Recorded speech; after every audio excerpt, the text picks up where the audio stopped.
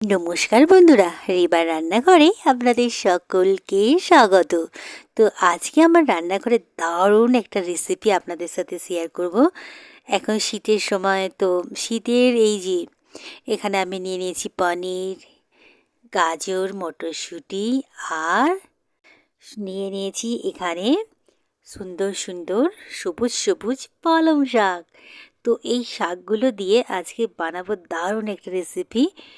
তো দেখতে থাকুন, খুব ভালো লাগবে। এখানে আমি কিছুটা পেঁয়াজ কেটে নিয়েছি আর নিয়ে নিয়েছি এখানে কাঁচা লঙ্কা, আদা, রসুন, এগুলো একটু বেটে নেব।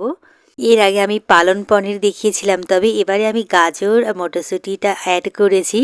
খুব ভালো লাগবে এইভাবে বানালে। তো প্রথমে আমি গাজরটা দিয়ে দিচ্ছি কুকারের মধ্যে, দিয়ে আমি অল্প একটু জল দিয়ে দিচ্ছি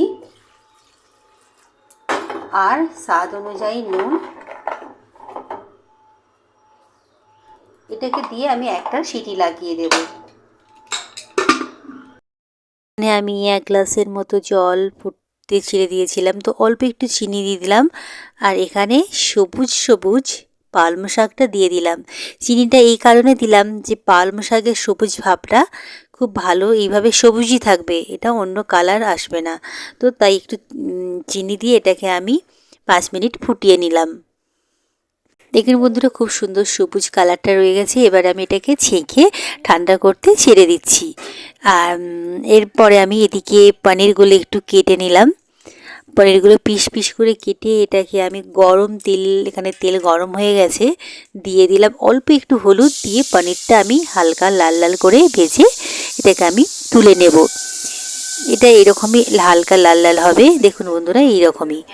তো এদিকে ওই তেলের মধ্যে তেজপাতা দিয়ে দিলাম আর একটু জিরে গোটা দিয়ে পেঁয়াজটা দিয়ে দিলাম। পেঁয়াজটা লাল লাল হওয়া পর্যন্ত এইভাবে আমি ভেজে নিলাম। একদম লাল লাল হয়ে গেছে। এবারে আমি কিছু মশলা, যেমন এখানে নিয়েছি রসুন, কাঁচা লঙ্কা, আদা আর নিয়ে নেবো একটা টমেটো। এগুলো একদম মিহি করে বেটে এখানে ভাজা পেঁয়াজের মধ্যে দিয়ে দিলাম। দিয়ে দিচ্ছি স্বাদ অনুযায়ী নুন, হলুদ আর একটু কাশ্মীরি লঙ্কা দিয়ে মশলাটা ভালো করে কষিয়ে দিলাম। এবারে দিয়ে দিচ্ছি পনির মশলা। পনির মশলাটা আমি দিয়ে এটাকে আরও 5 মিনিট ফুটিয়ে এভাবে নেড়ে চেড়ে মশলাটা কষিয়ে দিলাম। দিয়ে দিলাম 2 চামচের মতো চিনি, কয়েকটা কাজু বাদাম ও আলমন্ড বেটে দিয়ে দিলাম। এদিকে পালং শাকটাও বেটে নিচ্ছি। এবারে পালং শাক বাটাটা দিয়ে আরও 5 মিনিট এটাকে এইভাবে কষিয়ে নিতে হবে। এবারে আমি একটু ঢাকা দিয়ে দেবো। ঢাকা দিয়ে করলে কী হয়, ছিটকায় না। একদম রেডি হয়ে গেছে। তো এখানে আমি সিদ্ধ করা গাজরটা দিয়ে দিচ্ছি আর দিয়ে দিচ্ছি পালং শাকের জলটা। ভাজা পনিরগুলো এবারে দিয়ে দিলাম, দিয়ে এটাকে 5 মিনিটের মতো কম আঁচে ঢাকা দিয়ে দিতে হবে। একদম রেডি হয়ে যাবে। এদিকে আমি লঙ্কা আর গরম মশলা 2 চামচ ঘিয়েতে দিয়ে বেশ ভালো করে ভেজে নিলাম। এটাকে আমি তড়কা লাগিয়ে দিলাম। উপর থেকে ঢাকনাটা খুলে দিয়ে দিচ্ছি, দিয়ে এটাকে ঢাকা দিয়ে দেবো আবারও ঢাকনাটা। ব্যাস, তড়কা লেগে গেল। ঢাকনাটা খুলে বন্ধু, তো কত সুন্দর একটা কালার এসে গেছে, দারুণ হয়ে গেছে। যেহেতু এটা পরোটার সাথে খাবো, আমি ওপর থেকে আরও 2 চামচ চিনি দিয়ে দিচ্ছি।